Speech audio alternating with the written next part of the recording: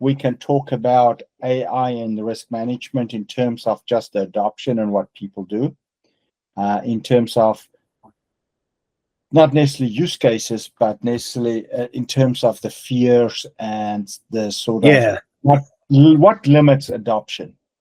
What if we start with the broad? What's going on in AI? How is it impacting industry, the news that we've heard, and then narrow down to what's going on, what we've seen at conferences lately in risk management and AI and stuff. Does that sound good? I like that. I think that's perfect. Okay. Let's start with AI and business and what's happening at the moment. I think we've seen, I mean, today Amazon came out with significant announcements, and so did many other in the last couple of days with, I think, both Microsoft, Meta, and Amazon all came out with a significant investment in AI and significant impact on the workforce in AI. I have a lot to say about that. Yes. So I think it's been the last 3 days, but they said they were going to lay off 30,000 people immediately. And this is Amazon I'm talking about. And then they said they're implementing a plan over the next 5 years to lay off, to cut their workforce. And there's been argument about whether it's cut the existing workforce or just not hire new, but they're going to eliminate 500,000 positions over the next 5 years, is what they said. That's 500,000 people. That's a lot. And then if you add up, because also Accenture has come out with layoffs, a bunch of other companies have come out and said they're also going to be eliminating positions. But there's been argument about what percentage of that is related to AI, but I think it's hard to say that it's not AI at all, right? I just was looking, and it's been 1,000 days since GPT-3. And so that came out end of 2022, early 2023. And back then, it cost $600 for 1 million tokens on the flagship models. And today, some of the flagship models cost 50 cents for 1 million tokens, just to show you how much that cost has gone down over the past 3-ish years.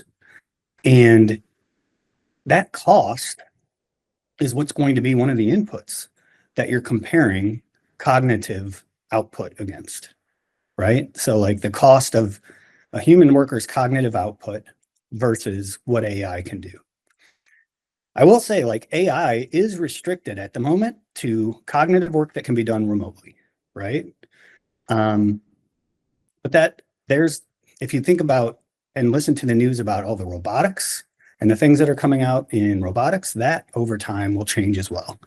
So I think you're going to have impacts that happen over the next 1 to 3 years. And then I think longer term, you're going to have different impacts that become a little bit more broad over the next 5 to 10. And David, as you talk through this, what makes it very interesting, I think just to start with a broad stroke, is it has a significant change on who's impacted and what's impacted. Yeah. Yeah. I mean, the thing that I've heard over and over again is that basically entry-level coding positions have basically been eliminated. And it's really crazy to think about. Like, if you think about what I was talking about, as far as input cost, right? So on a podcast I was listening to, they said basically humans speak about 20,000 tokens a day of verbal output. And if you use that as a measurement, and we're talking about 50 cents per million tokens, that's $3.50 a year for an AI that would talk all day long, the same amount as a human. So that just goes to show you. Now, obviously, with huge cognitive inputs, that's much higher, but still, they're saying it's somewhere on the order of $1 a day, which is unbelievable. Now, I think one of the things that's worth talking about is we've had these conversations in the past, and I've had a hard time fully getting my ideas around the AI that we interact with, like a ChatGPT or Google Gemini, and the way that we interact with it, to that replacing a worker, right?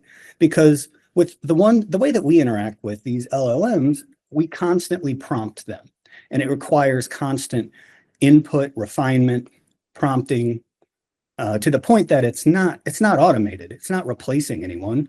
It's augmenting us in the same way that tools augment us, right? But it's not replacing a person.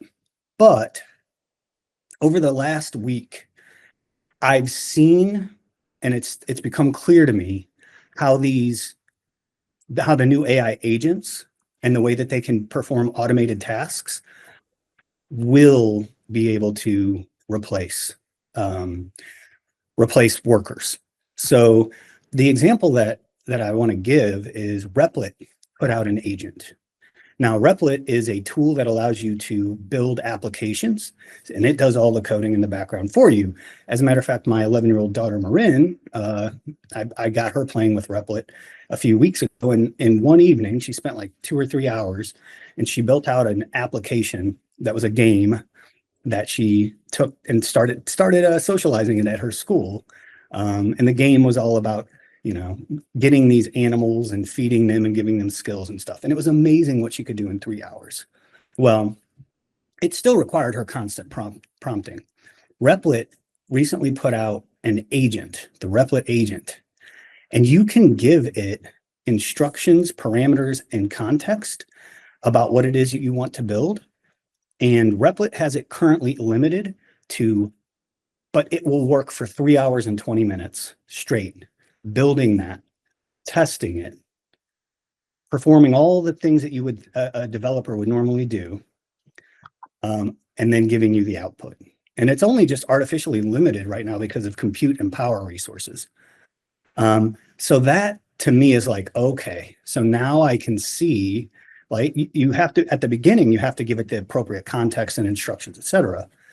But it follows through and has been trained on all the tasks that a coder would do, as far as structuring the code, building it, checking the requirements, doing, periodic testing, and making sure that it meets expectations around the context that it's given.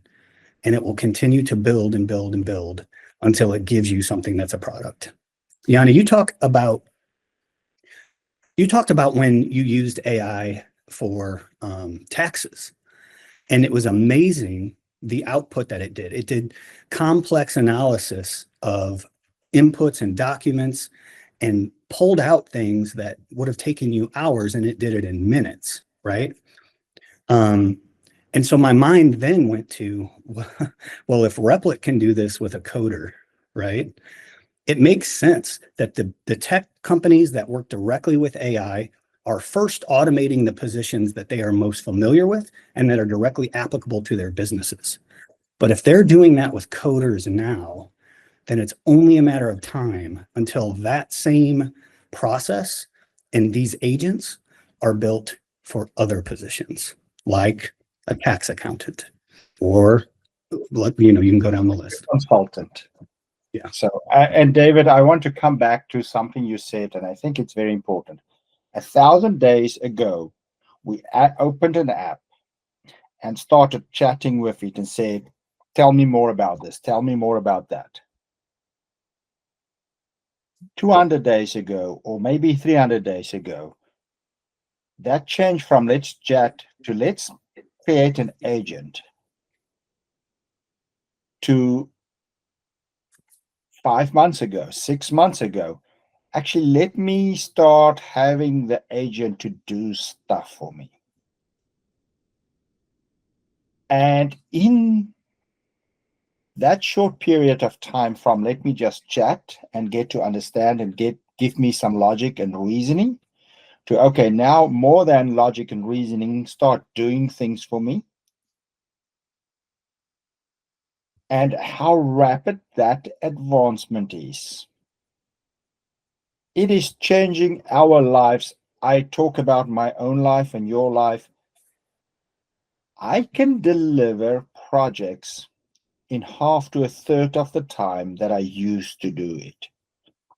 If I do enterprise risk management, where I spend hours and hours on research, in terms of how we're documenting stuff, instead of spending hours putting documents together, It's a third of the time we're doing that.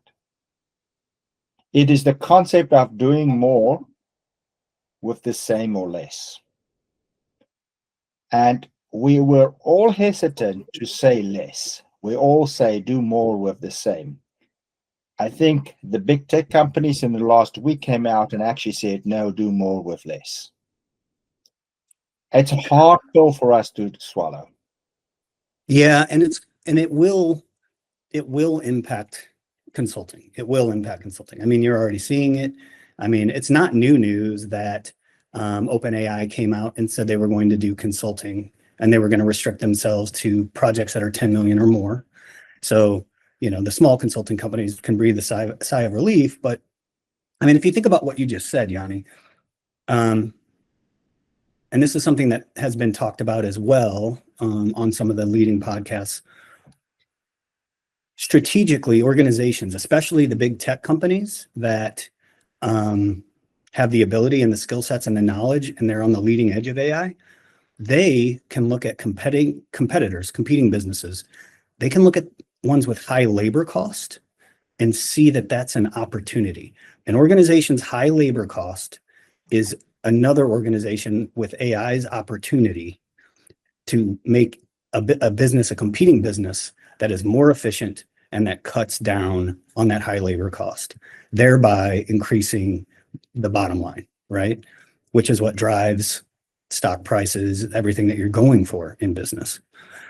So I think you're hearing the rumblings of consulting companies, especially the large consulting companies, starting to receive pressures in these areas, saying, well, wait a minute, right? Like if we are being expected to implement AI in our business to reduce labor costs and input costs, then we expect to see that on your side of the house too, service provider, consultant, et cetera, right?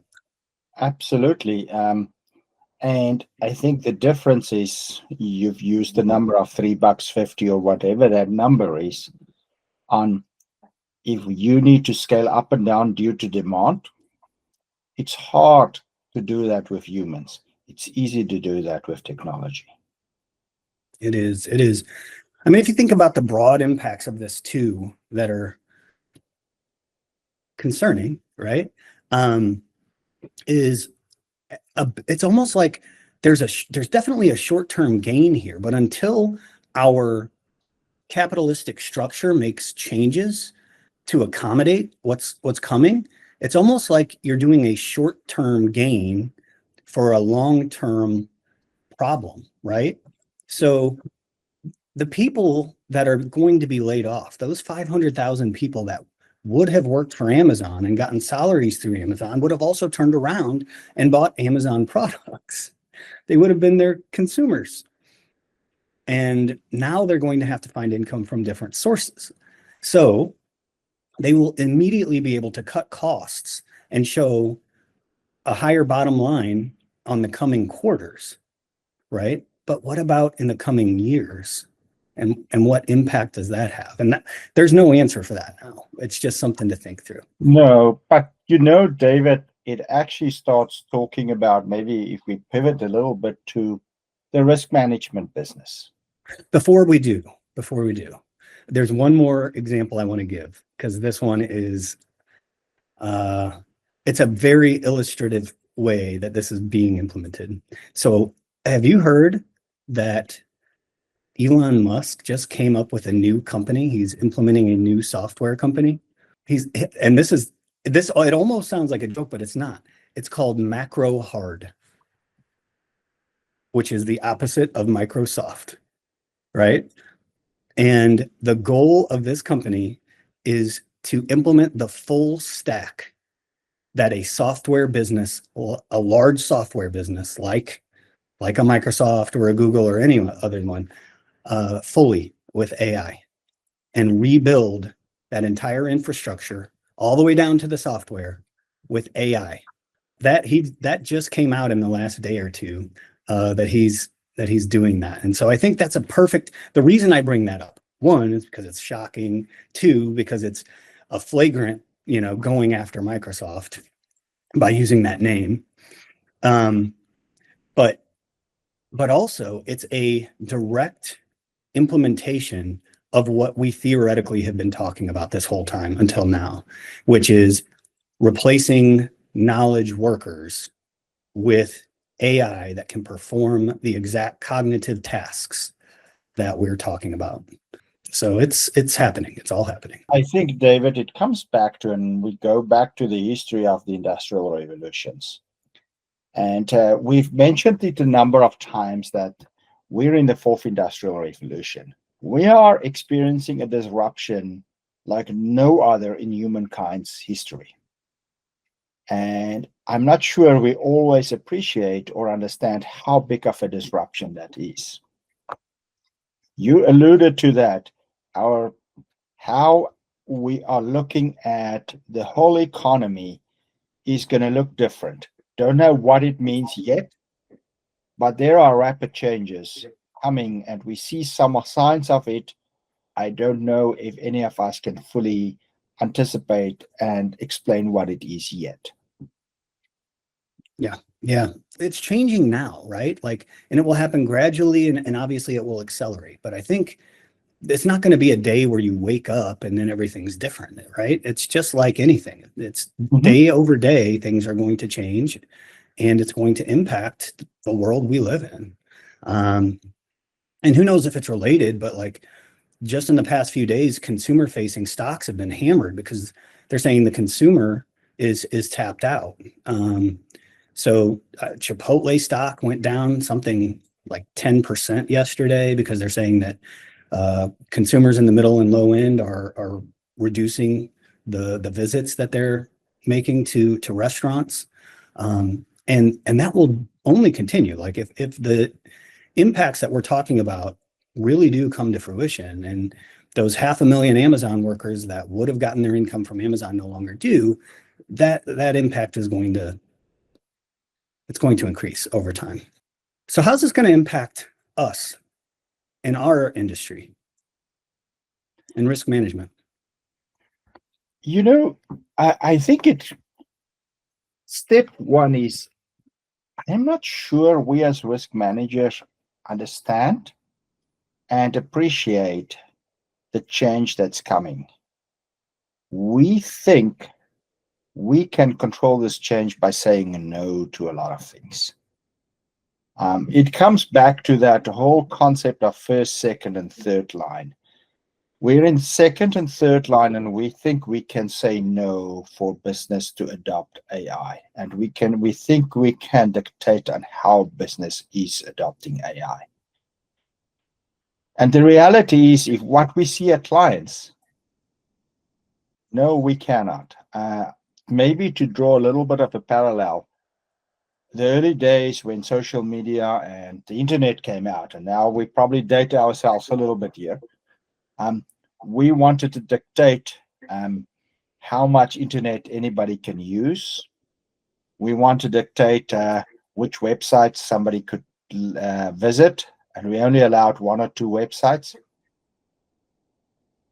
I mean, internet is part of what we do every day. It is the way we communicate. When last did you make a normal phone call? Or how many normal phone calls do you still make? Or when did you look something up on a map to get somewhere, right? Or when did you do banking in person? Yeah, the examples are countless. And I think that's what we as risk managers need to understand is, it is here. The rest of the business is using it. We're still debating on whether we can rely on the results or not. And I'm not discounting that we shouldn't ask those questions. I am saying is, it is there. Start figuring out how can we not know we're not using AI because we cannot rely on the results. That train has left the station. Yeah, when we've been at the most recent conferences that we've been in, I have seen conflicting conversations and conflicting priorities. So a lot of the GRC platforms that we've worked with have put out AI assessment modules, AI compliance modules that are trying to treat AI as though it is a new compliance framework or something like that, right? Where it's like, oh, are you getting this new AI compliance or this new AI assessment module so that you can assess the AI usage of data in your organization? And I think that speaks to what you were talking about, Yanni, right? Where like,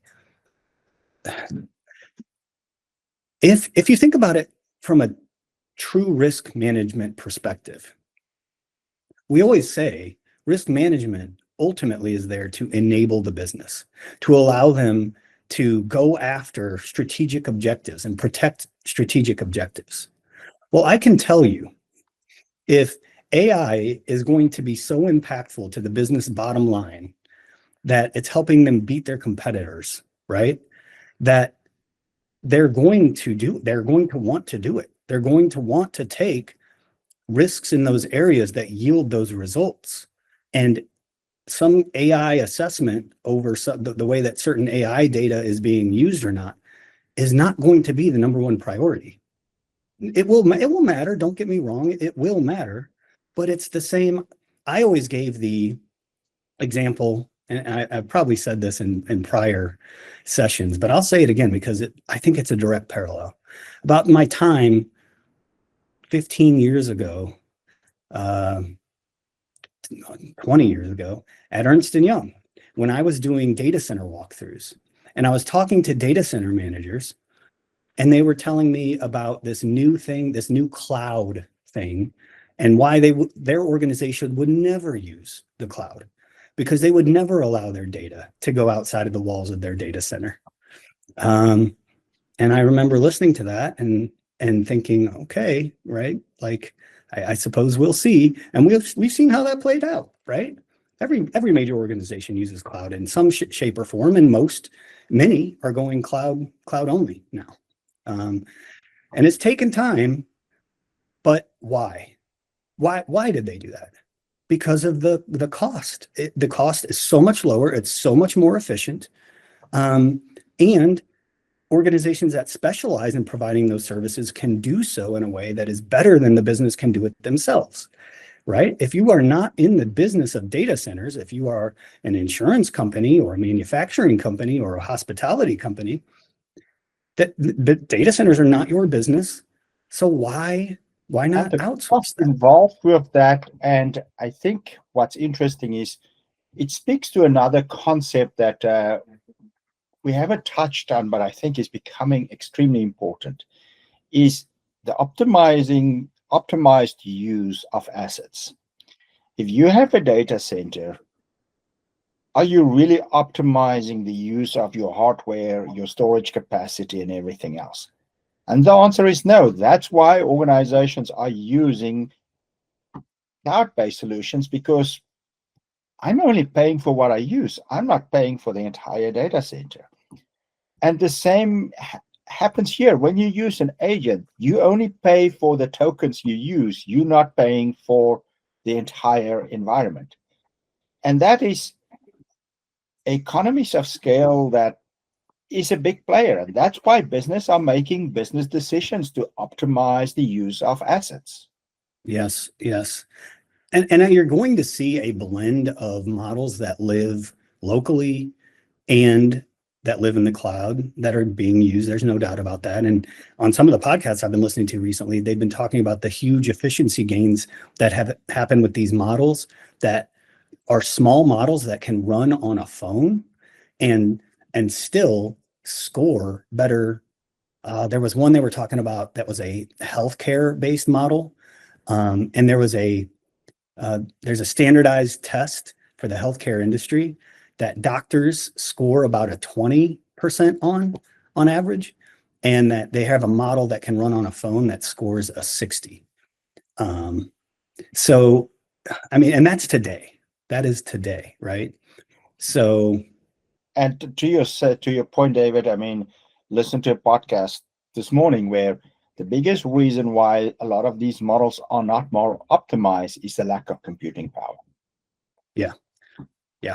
I've heard them say that if you could see what they have at Anthropic and OpenAI and the big hyperscalers, the models that they have when they're unrestricted because of power and compute, right? What they give to the consumer is restricted on power and compute. But what it can do when it's not restricted, they said it would blow your mind. And obviously, like what is driving the economy lately, right? You're seeing every day, you're seeing multi-billion dollar deals being made with the biggest companies, NVIDIA and so on and so forth, to up compute, right? And they're building power to feed it. So, I mean, you heard one of Elon Musk's companies bought a power plant from Europe, and they're shipping it over here. The same with 7 Mile Island and so forth and so forth. And I think that speaks back to how are we going to, as risk management and risk managers and risk practitioners, adopt this and utilize and exploit this to our benefit instead of being afraid. And this is the call that I would make out to every risk practitioner. Do not be afraid of it, because fear is going to limit your growth. Well, there's the whatever the stages, right, of anger, denial, bargaining, and then finally acceptance. You know what I mean? But I think that denial stage is probably the worst part for risk managers. And I think that was the same stage when I was talking about the cloud computing and moving to the cloud that those data center managers were in. They were in that denial stage, right? As a risk manager, you have to get to acceptance and understand that this is being used today, and it will only be used more within your organization if your organization is going to thrive. And what does that mean for your risks and your business objectives? And that's what you have to be focusing on, right? Yes, exactly. You need to focus on how can I exploit this for the benefit as risk management. And I want to emphasize, we're not saying don't have a governance process in place. That's not at all what we're saying. What we say is move past that and also start looking at how can I exploit it? How can I deliver value from a risk management point of view to the business utilizing AI? How can I use AI to accelerate how I assess risk, how I actually get to a more real-time risk assessment process versus critiquing on the AI? All you do is you're actually creating a distance between yourself and the first line if you are keep on critiquing AI. No, it's a risk we need to manage. No, we need to implement a governance process to make sure we protect ourselves, but also no, you need to start utilizing this to show value and demonstrate value to the business. Yeah, and I think where my mind goes? My mind goes to whenever you have a risk and you decide how you're going to treat the risk, right? Us risk managers and compliance professionals, we're big fans of the mitigate, right? Well, you have to mitigate it. And undoubtedly you do. But there's an option that we haven't talked about a ton in the past, and I don't think risk managers and compliance managers love talking about it, but it is the pursue option, right? And that is where the results of pursuing the risk yield such great benefits that it only makes sense to do more of the activity. And I think you're going to see that with AI, right? Absolutely. And I think that is the opportunity for us as risk managers. Pursue it responsibly, but don't stop to say, I'm not touching this. That train has left the station. Right. I agree. That train has left the station. Well, I wanted to make two distinctions, right? So like manager or compliance professional, there's two ways that I think you need to look at this in your organization. I've been broader terms of the business and coming to the acceptance that the business is going to be using AI more and more to achieve their business objectives. That's one way that I think you have to keep that in mind in everything that you do, right? You have to come to acceptance of it. You need to have conversations with executives. You need to understand what the strategy is. And then you have to move in line with that strategy. You just can't be a blocker in the way, because then you're going to become, you're ineffective yourself if that's all you're going to do. If you're not going to move it, irrelevant. Yeah, you will become irrelevant. And I think that's one way that we need to, as risk and compliance professionals, we need to keep that in mind and move with the organization. Second, though, and this goes to being an efficient risk management function and being an efficient compliance function and being efficient consultants. And that is, how do we apply it directly to our function, right? And I think you started to touch on that a little bit, Yanni. That's exactly it. And I alluded to that earlier, where I said we can deliver so much more in a much shorter period of time. I'll just use an example. We had a scenario where we had to do risk writing, and significant time savings in writing risk compared to how we did it in the past. And we did it directly using a GPT that was trained to write risks in the style that we wanted it, right? And exactly. And the results that we got were phenomenal, directly usable, directly applicable to our daily work, right? Exactly. So, and that's probably just one example, right, of be used. And it's almost like the limits of your imagination at this point. If you have a task or a set of tasks or a workflow that you do that is repeatable, you can make it more efficient. Exactly.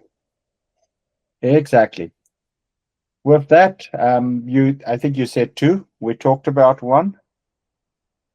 Yeah. Well, the second one was applying it directly to the tasks that we perform as risk and compliance professionals. The first one was the broader business and the strategy and the they're trying to achieve. So that's the 2. Okay.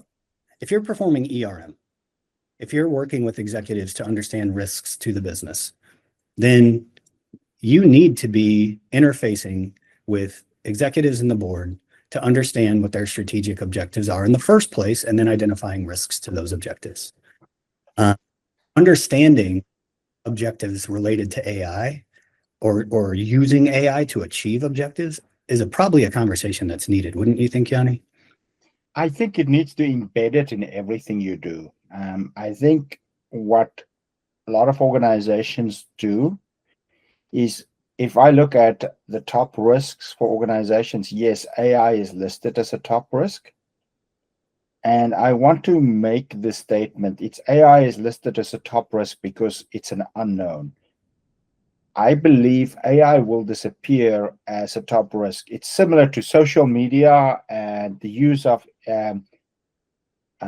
acceptable the internet. These were top risk 20 years ago. If you bring an acceptable use policy of the internet to the board, they're going to look at you. What? That's not something you want to talk. I think it's going to be just so embedded in everything we do that would not be a consideration. I don't think that far in the future. Yeah, I agree. And I think something that we heard at a conference by a panelist that rings true to me in this situation is, now the internet predates me as a risk manager. Thank goodness I can at least say that. So I can't say the conversations that were happening back then around it, but I'm certain that there were businesses that were talking about, oh, we have to restrict our use of the internet, or, data is going to get out on the internet, and so on and so forth. While others were saying, how will we use the internet to deliver services, to supercharge our reach to our customers, and so on and so forth. And you can see which of those ended up winning out in the end, right? Exactly. And those are the similar conversations that I think need to be happening as risk professionals. The panelist I'm referring to said, I get up on these panels and we talk about risks of data usage and AI the whole time. And we focus on, these compliance modules and assessing the AI risk in the business. He's like, but just the other day, I was at a mid-tier college, and the conversation around AI was, what are you going to do now that your primary business model can be delivered for, pennies compared to you charge for tuition, and all of the knowledge that you have, that you deliver in your courses, your primary product, it's achievable to get that directly from the internet and AI. Like, how is this going to impact your business model? What are you doing about that? What are you thinking through? He said, those are the conversations that we need to be having with businesses, and to Exactly. me, true, that rung true. Exactly.